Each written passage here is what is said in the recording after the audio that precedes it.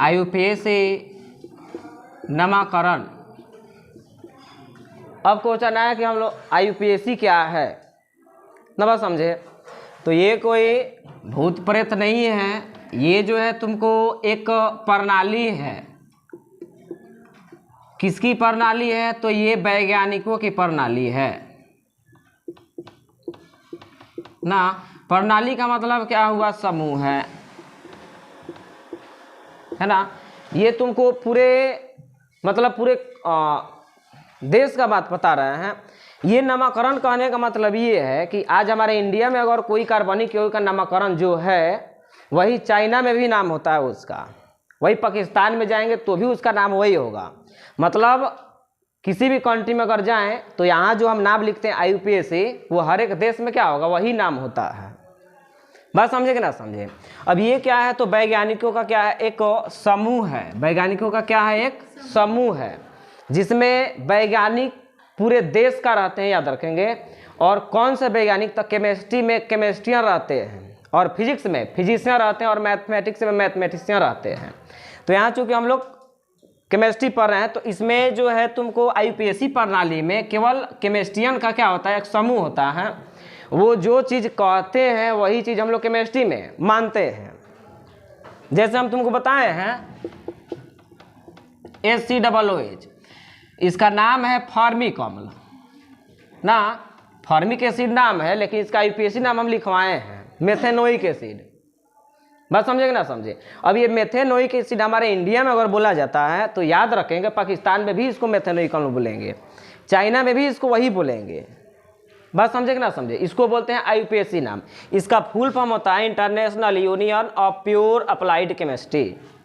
International है, मतलब क्या? पूरे कंट्री में ये लागू होगा, नेशनल नहीं है।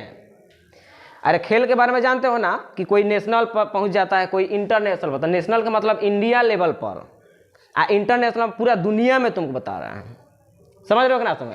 तो ये जो नाम है तुमको इंटरनेशनल है, याद रखेंगे। अंतर्राष्ट्रीय है, मतलब ये हर एक देश में लागू होगा। यहाँ जो नाम होगा वही किसी देश में भी वही नाम होगा उसका। कन्फर्म हो? अब इसके लिए तुमको बहुत सारे रूल्स हैं, हम उन रूल को नहीं देखेंगे जो कि 11-12 में पढ़ना। हमको यहाँ सिंपल में 10 को पढ़ करके निकल जाना है। बस समझे? 11 का जो स्टार्ट होगा उसमें हम हार्ड तरीके से उसको बताएंगे। ये कन्फर्म है। इसका आईयूपीएसी नाम तुम कहोगे कि परीक्षा में पूछता है कि नहीं पूछता है, तो इसका आईयूपीएसी नाम नहीं पूछता है। अब देखोगे इसका रूल क्या है। सबसे पहले हम तुमसे पूछें कि बोला इधर दिख रहा है, अगर कार्बन 1 हो तो क्या बोलेंगे? मिथ बोलेंगे। कार्बन 2 हो तो ईथ बोलेंगे। बोलो। कार्बन 3 हो तो प्रोप बोलेंगे। कार्बन 4 हो तो ब्यूट बोलेंगे। कार्बन 5 हो तो कुछ को रहा तो भुला गया, पता नहीं क्या बोल रहे हैं, नहीं बोल रहे हैं। कार्बन 6 हो तो हेक्स बोलेंगे। कार्बन 7 हो तो हेप्ट बोलेंगे। कार्बन 8 हो तो ऑक्ट बोलेंगे। कार्बन 9 हो तो नॉन बोलेंगे। कार्बन 10 हो तो देश नहीं बोलेंगे, डेक बोलेंगे। आज 4 दिन से बता रहे हैं। उसके बाद ध्यान से सुनोगे। अब जो क्वेश्चन जो है तुमको देखोगे यहाँ से, अब हाई लेवल में हम लोग पहुँच रहे हैं। इसके पहले हम लोग देखते थे कि किसमें कार्बन की संख्या जितना है उससे हाइड्रोजन की संख्या दुगुना है तो उसको अल्केन बोलते थे। जितना कार्बन है अगर उससे दुगुना हाइड्रोजन होता था तो अल्कीन बोलते थे। और जितना कार्बन है उसके दुगुना से 2 गो अगर कम है तब उसको क्या बोलते थे? अल्काइन बोलते थे। लेकिन अब वो सब कहानी भूल जाओ। बात समझे कि ना समझे? अब ये तुमको याद रखना कि किसी भी ऑर्गेनिक कंपाउंड में अब कार्बनिक यौगिक किसको बोलते हैं? जिसमें कार्बन हो। बस समझे? कार्बनिक यौगिक नाम से ही पता चलता है कार्बनिक यौगिक जिसमें कार्बन हो ना। तो अब वो सब दिमाग में, अब ये तुमको दिमाग में रखना पड़ेगा कि किसी भी कार्बनिक यौगिक में अगर सिंगल बॉन्ड आ जाता है ना, बस समझे? जैसे हम पूछें, यहाँ दिख रहा है, दिख रहा है यहाँ देखो। तो सिंगल को हम लोग ऐसे दिखाते हैं, देखना मुना, ध्यान देना। सिंगल को अगर किसी कार्बनिक यौगिक में सिंगल बॉन्ड आ जाता है तब इसका जो लास्ट नेम होगा वो होगा ANA। कन्फर्म। अगर किसी कार्बनिक यौगिक में डबल बॉन्ड आ जाते हैं तो ENA, अगर किसी कार्बनिक यौगिक में ट्रिपल बॉन्ड आ जाते हैं तो ये हो जाएंगे, इसका नाम YNA। बस इतना आप दिमाग में रखना, वो छोड़ दो। अब जानना कि कितना कार्बन है कितना हाइड्रोजन है, बस ये दिमाग में अब होना चाहिए। बस समझे कि ना समझे। जैसे अब देखो नाम किस तरीके से पूछेगा। अब जितना भी हम नाम लिखेंगे, ये बात समझ जाओगे कि जितना भी हम नाम लिखेंगे वो सब IUPAC नाम लिखेंगे। अगर साधारण नाम हम लिखेंगे तो बोल देंगे कि ये साधारण नाम है, ना तो समझना कि सब क्या है, IUPAC नाम है। दूसरा क्वेश्चन तुम कहोगे हमसे सर IUPAC नाम की जरूरत क्यों पड़ी, तो सभी कार्बनिक यौगिक का नाम नहीं होता है साधारण, सभी कार्बनिक यौगिक का साधारण नाम नहीं होता है, तो उसके लिए हम लोग क्या करते हैं, IUPAC नाम लिखते हैं। बात समझे कि ना समझे। जैसे लॉन्ग लॉन्ग तुम्हारा आ जाएगा कार्बनिक यौगिक, तो उसका साधारण नाम नहीं होता है, तो क्या नाम होता है, IUPAC नाम होता है। चलो जैसे मान लो हम ले लिए, कह दिए CH3 CH2 CH3। तुम ध्यान देना, बोलोगे यहाँ कितने कार्बन है, 3 गो कार्बन है, तो 3 कार्बन के लिए प्रोप लिख देंगे।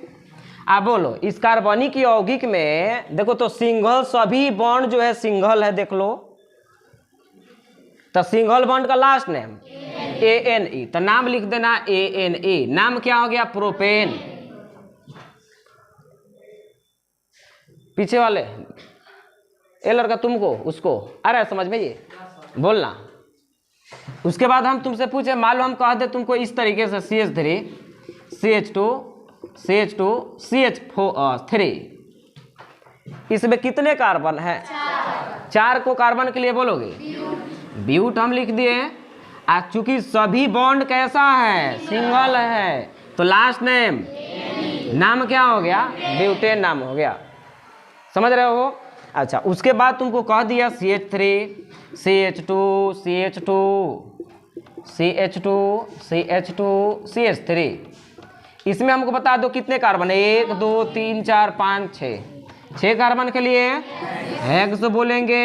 और चूंकि सभी बॉन्ड कैसा है, सिंगल है, तो ANE हेक्सेन। कन्फर्म हो, यानी यहाँ तक तो समझ में आ रहा है। आइए हम पीछे भी बताए हैं, सब संघनित सूत्र है, लेकिन अब क्वेश्चन आता अब ध्यान से सुनेंगे। इसमें कोई IUPAC नाम नहीं है, इसका साधारण नाम IUPAC नाम यही है। बात समझे कि ना समझे।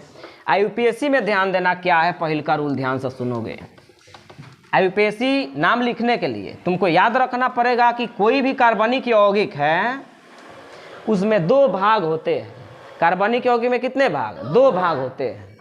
अब कार्बनिक यौगिक तो आ रहा होगा समझ में, क्या हम कह रहे हैं, जिसमें कार्बन, जो यौगिक कार्बन से मिलकर के बना हो।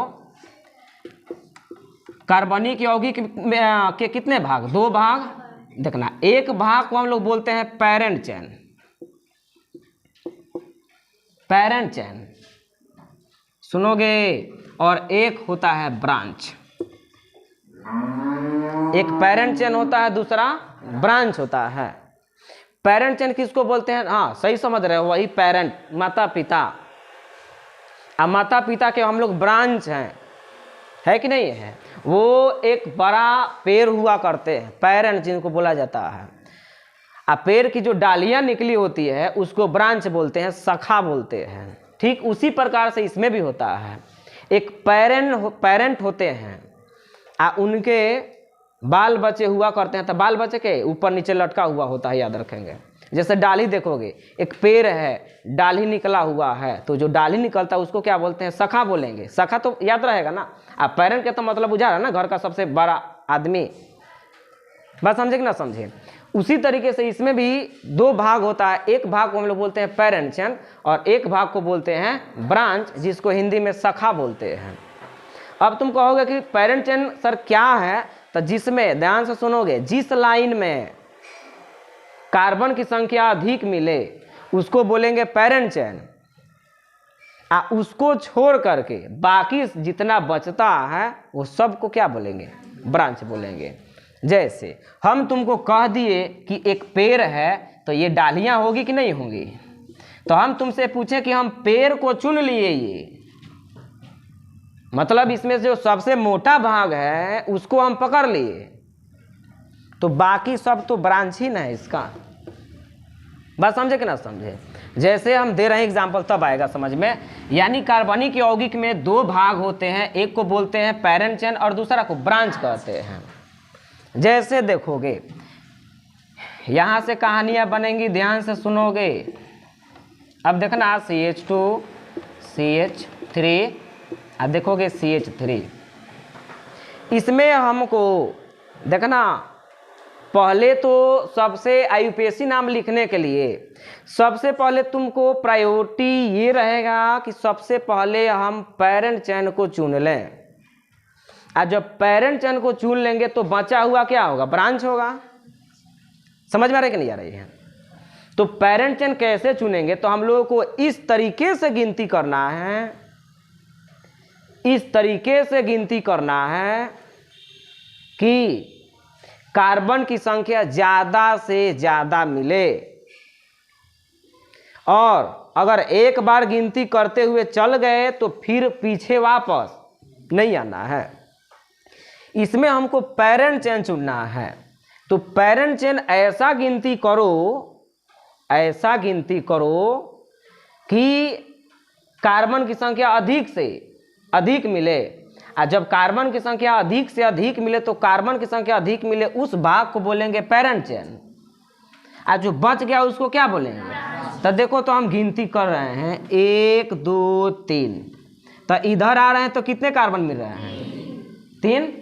और सीधे जाएंगे 1 2 3 4, तो देखो तो ये वाला भाग में ज़्यादा कार्बन है, यानी ये वाला भाग जो है कौन सा चेन है? पैरेंट चेन है। और जो बच गया वो क्या है? ब्रांच है। बोलो जी, यहाँ दिख रहा है बोर्ड? यहाँ अब हम तुमसे पूछें, यहाँ देखोगे ध्यान से, हम मान लो कि ये वाला पूछ दे CH3CH, ध्यान देना यहाँ C2H5 CH2CH3, ध्यान से सुनोगे। CH2CH3 ऐसे कर देते हैं। इसमें हमको पहचानना है कि पैरेंट चेन कौन है और ब्रांच कौन है। दिख रहा है ये वाला? तो सबसे पहले देखो तो ये कहाँ से आया है? C2H5, याद है इसका नाम? C2H5 का नाम इथाइल, भूल गया। और CH3 का नाम मिथाइल, इथेन, सब भुला गया है। CH3 का नाम मिथाइल, दिन नहीं दिख रहा है यहाँ? चलो यहाँ देख लेना, CH3 का नाम बोलो मिथाइल, और C2H5 का नाम इथाइल, याद रखेंगे इसको। एकरा के लिखने का तरीका समझ में आ रहा है? अगर संरचना कहेंगे था संघनित सूत्र था, इसे CH3 CH2 बोलो, ये वाला था। वीडियो में टोटल चीज़ ये बताए हैं। अब देखोगे, अब हम तुमसे पूछें कि क्या हम इसको इस रूप में लिख सकते हैं कि नहीं लिख सकते हैं? तो देख लो, CH2 और CH3। अब हमको ऐसा चेन चुनना है जिसमें कार्बन की संख्या ज़्यादा से ज़्यादा मिले, वही पैरेंट चेन कहलाएंगे। तो देखो, यहाँ हम तुमसे पूछें कि 1 2 3 4 5, 1 2 3 4 सीधे जाएंगे कि नीचे आएंगे? सीधे जाएंगे। कुछ लोगों का जवाब है क्या सीधे जाएंगे? ऐसे आओ तो थोड़ा, 1 2 3 4 5 6, आई देखो इधर 5 गो मिल रहा था, इधर 3 4 गो, आइए 5 गो, इधर से आओगे तो ये 6 गो मिलेगा। तो हमको उस वाले चेन को चुनना है जिसमें कार्बन की संख्या क्या हो? ज़्यादा से ज़्यादा हो। तो पैरेंट चेन कौन है? ये वाला पैरेंट चेन है, याद रखोगे। बात समझ में आ रही है? ये हो गया तुम्हारा पैरेंट चेन, और जो बच गया वो क्या हो गया? ब्रांच हो गया। हमको लग रहा है कि 2% आता होगा समझ में ये। ना। तो सबसे पहले इसको नोट करो।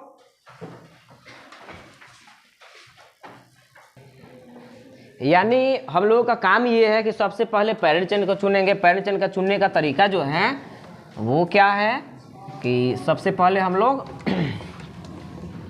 कार्बन की संख्या देखेंगे किस वाले में ज़्यादा है। जिस वाले में ज़्यादा होगा वो पैरेंट चेन होगा और उसको छोड़ करके बाकी सब ब्रांच होगा। जैसे फेमस क्वेश्चन ले रहे हैं 10 का, डायरेक्ट 10 में आता है, याद रखें क्वेश्चन IUPAC नाम। यहाँ 10 में फिक्स है कि क्या IUPAC नाम पूछेगा। 11-12 में ये बस की बात नहीं होती है ना, बात समझे। ये वाला क्वेश्चन बड़ा फेमस है, तुमको CH3 देखोगे ध्यान से। इसमें सबसे पहला जो काम है तुमको पैरेंट चेन को चुनना। किसको चुनना? हमको उस कार्बन को लेना है जिस कार्बन में ज़्यादा से ज़्यादा कार्बन के उस वाले चेन को लेना है जिस चेन में कार्बन की संख्या ज़्यादा से ज़्यादा हो। तो सोचो तो अगर हम चले 1 2 3 तो 3 को इधरों से मिल रहा है। कोई कहेगा नहीं हमको जाना है इधर से नीचे, तो 1 2 3। कोई कहेगा नहीं हमारा मन कर रहा है ऊपर से आने के लिए, 1 2 3। कोई कहेगा नहीं नीचे से चलिए, 1 2 3। यानी इसमें कहीं से गिनोगे तो तुमको पैरेंट चेन में कितने कार्बन मिलेंगे? 3 गो। जो छूट गया वो क्या बन गया? ब्रांच बन गया। तो हम ले लेते हैं इसको, सीधे सीधे इसको हम कर लेते हैं ऐसे। अब ये ब्रांच हो गया और ये ब्रांच हो गया। ये क्या हुआ? Parent chain. और ये क्या हुआ? ब्रांच हुआ। रुकोगे? रुको 2 मिनट ध्यान दो। उसके बाद हम तुमसे पूछें कि मान लो कह दिया CH3 से C2H5 आइए CH3। तो देख लेना, हम तुमसे पूछें कि एकरा के तोड़ने का तरीका पता है ना? अरे 2 गो कार्बन है और 5 गो, तो इसको लिखने का तरीका ये है CH2 CH3 ना। इसको लिखने का तरीका है CH2 और CH3। अब हमको उस वाले लाइन में जाना है जिस लाइन में कार्बन की संख्या ज़्यादा से ज़्यादा मिले। तो इस वाले में तो कभी नहीं जाओगे 1 2 3। इसमें जाओगे तो 1 2 3 4 5। कोई कहेगा नहीं हमको ऐसे घूम जाना है, 1 2 3 4। तो 4 को मिल रहा है। यानी पैरेंट चेन का कौन क्रम होगा? ये वाला क्रम सही है। 2 को क्या मिल गया? ब्रांच मिल गया। बोलो ब्रांच या पैरेंट चेन में अब कोई दिक्कत तो नहीं है? नोट कर लें इसको पहले।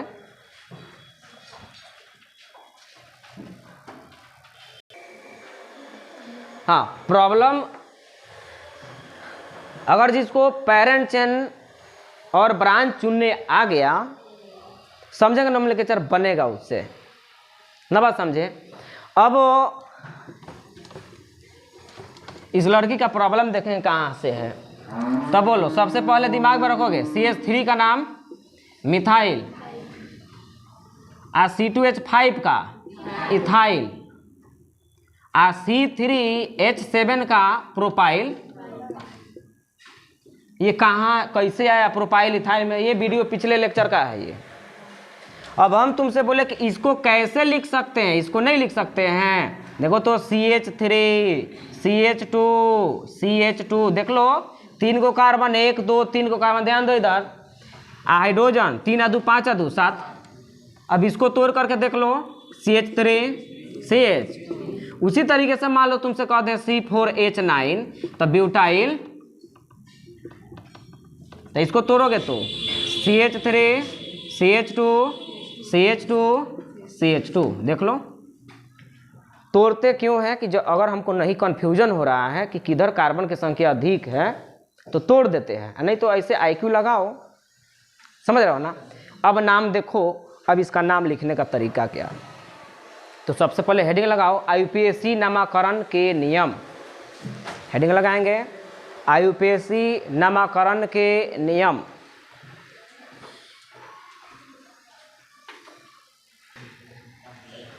IUPAC नामाकरण के नियम देखोगे, पहला जो इसका नियम है मिटा दें।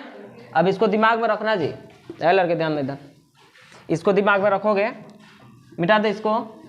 पहला नियम जो है, अब तुम ही बताओ हमें कि देखना मेला हो चाहे कहीं लोग टूल्स करते हैं तो पूरा फैमिली बाले बच्चे के साथ जाता है, बात समझे कि ना समझे। तो उसमें खाने वाली जब बात होती है ना, सबसे पहले किसको खिलाया जाता है? छोटका सबको, क्योंकि वो बेचैन कर देगा। अब बाद में पेरेंट्स खाते हैं। तो जब नाम लिखने चलते हैं ना हम लोग, तो ब्रांच उधर से चिल्लाता पहले हमारा नाम लिखिए, पहले हमारा नाम लिखिए, बात समझे कि ना समझे। देखो ट्रेन में पहले छोटका लड़का आएगा, कोई भी आएगा, चाय वाला आएगा तो क्या खरीदिए, भले वो पिएगा चाहे नहीं पिएगा बात समझे कि ना समझे। कोई खैनी वाला आ जाए तो मांगेगा, लेकिन उसको खाए ना खाए उसका बात अलग, लेकिन मांगेगा पहले वही शुरू करेगा, बात समझे कि ना समझे। एवं में तो कितना खैनी खाने वाला है जी, वो दिने देख रहे थे ना, कोई नहीं है, अरे है ध्यान।